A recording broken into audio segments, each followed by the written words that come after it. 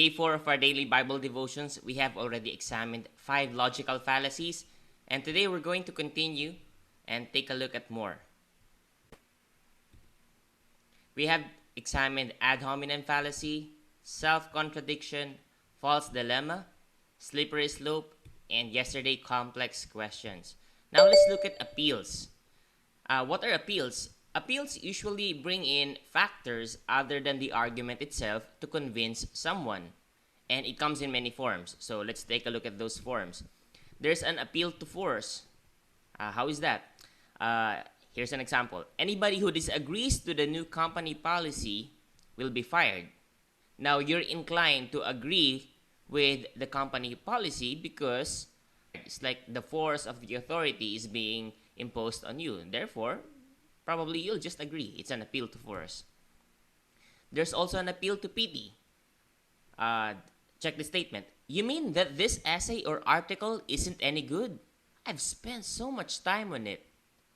Now, you are inclined now to consider the essay or article as good or acceptable simply because the other person spent so much time on it. That's not examining the factors of the argument or the factors of the quality of the essay or the article. It's just bringing in the emotion to convince you. Check the statement. How can you sentence this man to life in prison? Who's gonna look after his wife and his children? Again, it doesn't go into the merits of the argument whether the person deserved the prison sentence or not. But in fact, we are bringing in external factors such as the man having a wife and children. That's an appeal to pity. Another appeal to pity. God couldn't possibly send my lovely grandmother to hell, could he? I mean, if hell is a judgment, then we should check the merits of whether the person believed in God or not. But here, what is being brought forth is actually the fact that the grandmother has been lovely to the grandkids. Now, that's an appeal to pity. There's also an appeal to consequences. Let's say this. If we allow these people to preach, then our culture will be changed. It sounds familiar because it's similar to the one addressed to Jesus. That is actually a slippery slope. Now, this one is a shortened version, and this was argued against the apostles. This was already the time when Jesus ascended to heaven, and during the Acts of the Apostles, people were thinking maybe they shouldn't allow the apostles to keep on preaching because, according to their argument, the consequences will be their culture will be changed. But then, we're not looking at the merits of the argument, whether these people should be allowed or not. What are they preaching? This argument is simply looking at the consequences. Now, again, this looks like slippery slope, but this is a shortcut version. Another appeal to popularity. Check this one. This is the 21st century. Nobody believes that rubbish anymore. Because almost everyone in 21st century does not believe in that. Does that mean that this argument is not valid anymore?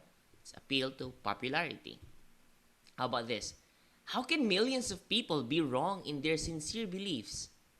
Again, not simply because millions of people believe that doesn't mean that's already correct. Now, you're being brought to the idea that millions of people already adhere to this. But we're not examining the merits of the argument. Appeal to pity.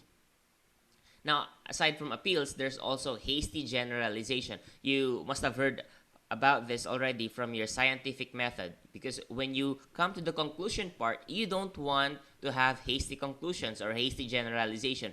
You need to examine the facts clearly, and it's similar to that. This logical fallacy is often used to write off the whole idea or practice by making assumptions about the whole from a very small sample set. All Italians are bald. Well, the ones I met once was. All men are pig. My father and uncles were. All churches are boring. Well, the one I went to 10 years ago was. You see this? Again, whole, all churches, very small sample set. The one I went to Just one.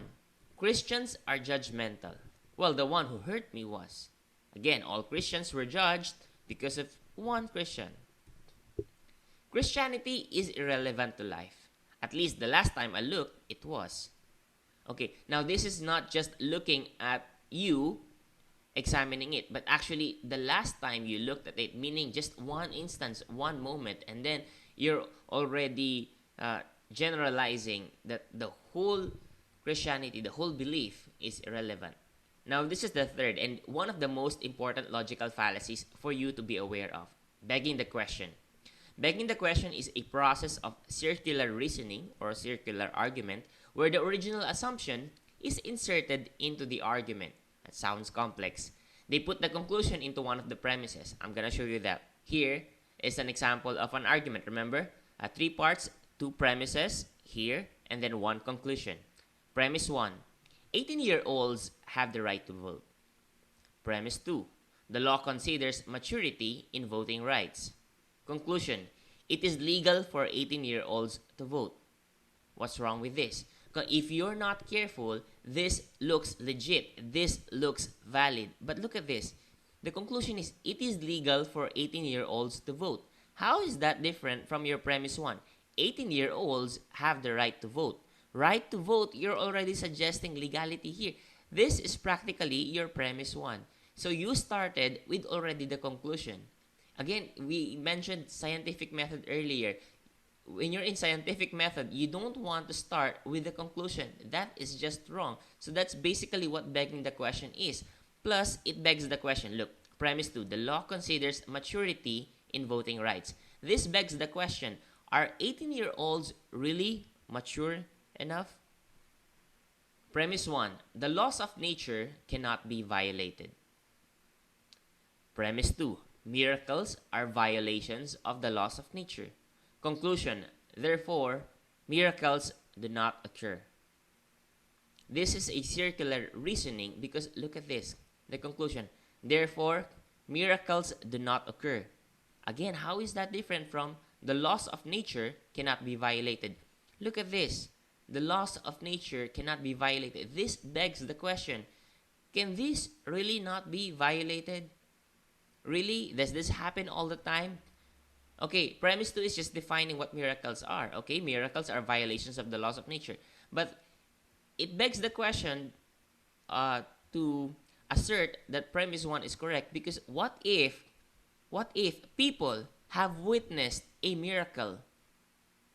Do you just dismiss their testimony simply because, oh, okay, the laws of nature cannot be violated, therefore miracles do not occur? I don't care what you have seen. I don't care what you have experienced. I don't care if you're blind before and now you can see. I don't care if you're lame before and now you can walk. I don't care. Miracles simply do not occur. You see how that's logical fallacy? Because you're already dismissing the facts right in front of you simply because you adhere already to the conclusion. And worse is, you started an argument, you started your premise with your conclusion. You began with the end, which is simply just wrong. And when we're dealing with matters of importance, especially matters of faith, we want to be open-minded. We want to make sure that we are really making a decision, a conclusion, based on proper information. We don't want to dismiss little details, little facts. We don't want to invalidate other people's words, other people's stories or testimonies simply because we already believe in something. We don't want to be close-minded.